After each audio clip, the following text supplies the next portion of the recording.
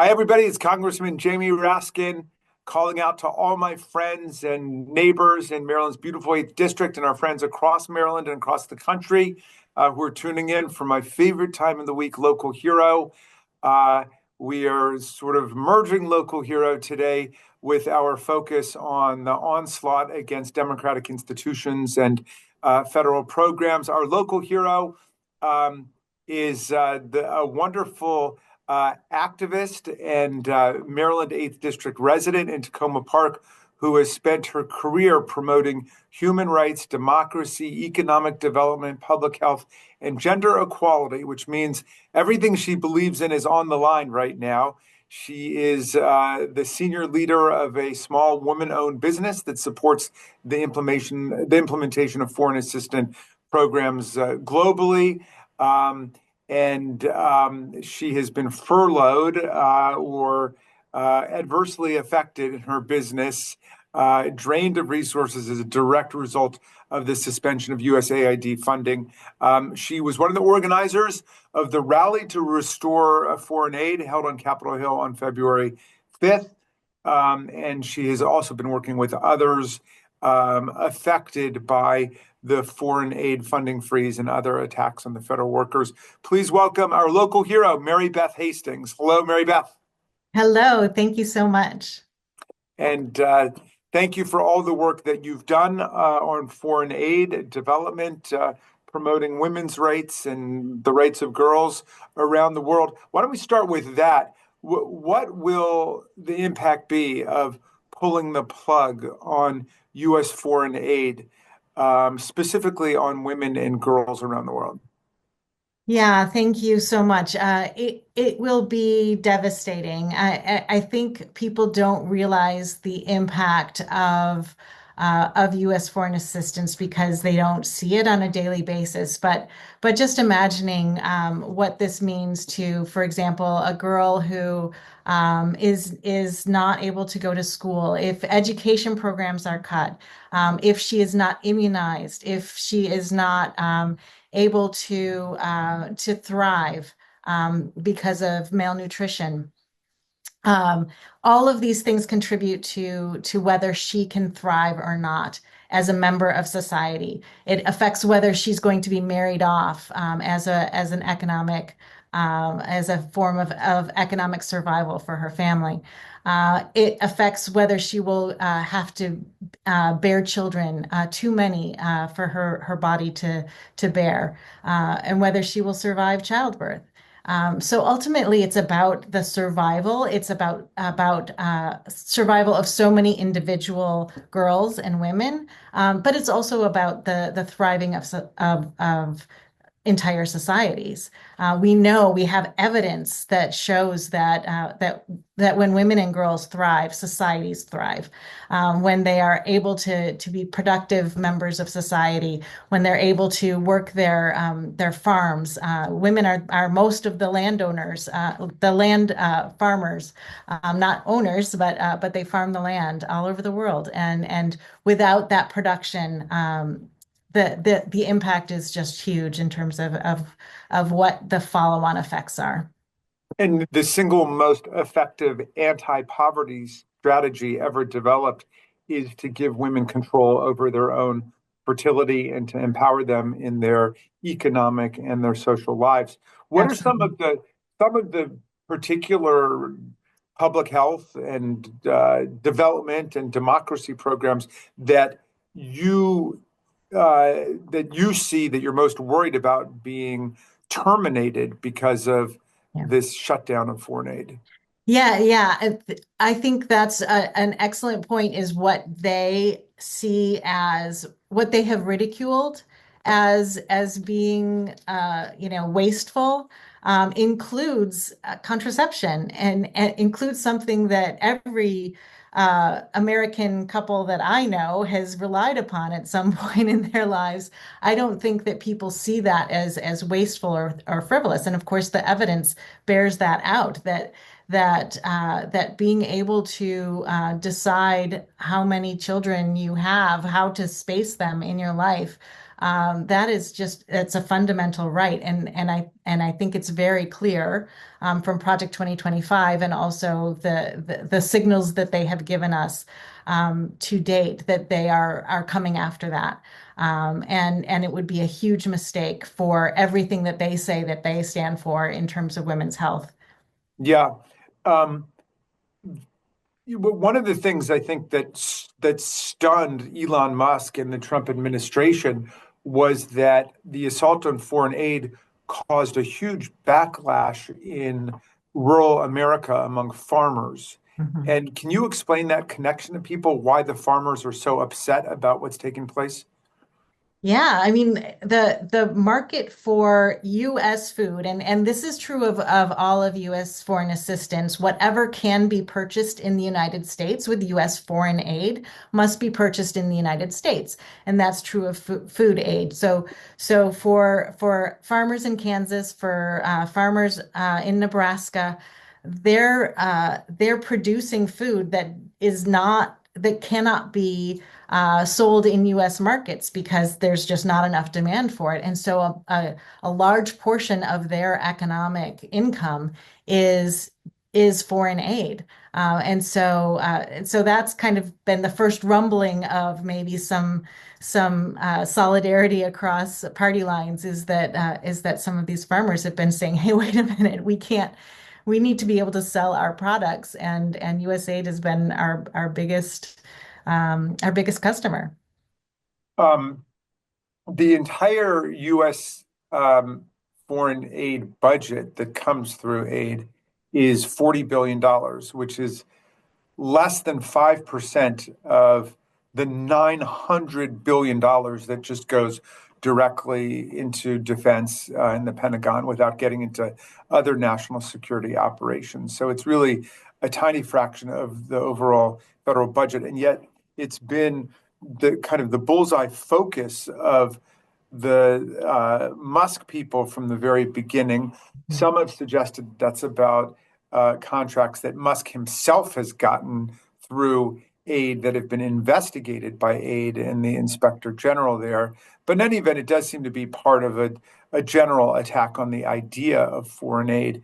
I wonder if you would explain, like with the people who are on the ground fighting hunger or promoting HIV/AIDS prevention or promoting anti-malarial work, all the way through the farmers to the people at aid to the work kind of work you do. What is the whole, despite the fact that it's such a small part of the overall budget, what is the whole kind of economic social system that's involved in trying to get assistance to people who are in the most dire of circumstances?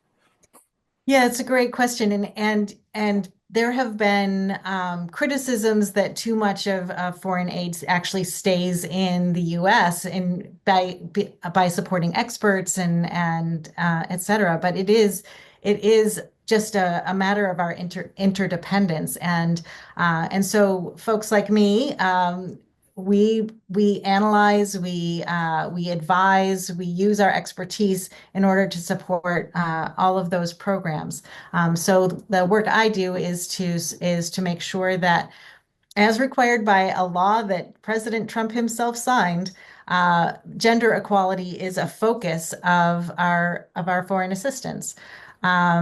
And is that we look at those situations, that we look at what the relationship is between men and women in households and in societies. So all of these jobs have a purpose, and this entire system has been built around making sure that aid programs are as effective and do not waste money. And so it's been not ironic, but I think intentional that they have been destroying the very guardrails, um, the very expertise that contributes to U.S. foreign assistance being spent wisely. In fact, during the first inaugural week when this whole nightmare started, um, they sacked 17 inspectors general. They soon thereafter sacked the Inspector General of Aid because why? Who knows why they sacked them? But by doing that, they dismantled the anti-corruption Exactly. fighters within every federal department and agency. The people who saved us last year, $91 billion Yeah. from waste and fraud and abuse. And they've removed those people, including one who was investigating Elon Musk. But in fact, I think there are 7 or 8 different federal agencies and departments, including the Consumer Financial Protection Mhm. Bureau, the Department of Labor, the National Labor Relations Board, which are investigating Elon Musk or various of his businesses. So there's a profound conflict of interest going on there. But despite all of that, despite the fact that they're taking down the anti-corruption fighters and they're causing chaos and they're wasting food and money and throwing expert people out of their jobs, despite all of that, they claim that what they're doing is attacking waste, fraud, and abuse. And they have gone to great pains to demonize and vilify people in aid as somehow being involved in corruption. And I wonder what you think about that attempt essentially to defame the whole field, the whole domain of foreign aid, and whether you guys can use this as an opportunity to educate America about what's really happening. Yeah, I think that's the thing that makes me so angry is just knowing the stories of friends, of colleagues who have stayed in these in places where perhaps there's military upheaval and they have made sure that their staff get out first, that they put themselves in these, they go to Afghanistan when things were very dangerous there, before the government fell, and they put themselves in these situations and serve their country with such dedication. But they can't decide. But Elon Musk and friends can't decide whether we're criminals or do-gooders. And I think that contradiction is kind of interesting. It's like, do they hate us because we are so good at our jobs, or do they hate us because they think we're bad at our jobs? They can't have it both ways. And I think the evidence is very clear. And we've been seeing some of these stories coming out about, for example, the aid workers stuck in Democratic Republic of Congo when it was being evacuated and not having access to those evacuation services, and because of the freeze and because of the kind of deliberate cruelty of State Department decision making, of the woman who was pregnant and late in her pregnancy and couldn't get medevaced out of the country because of the suspension of services and that lack of care. I think these stories are just showing that it's not that they think that that they don't think that we're criminals.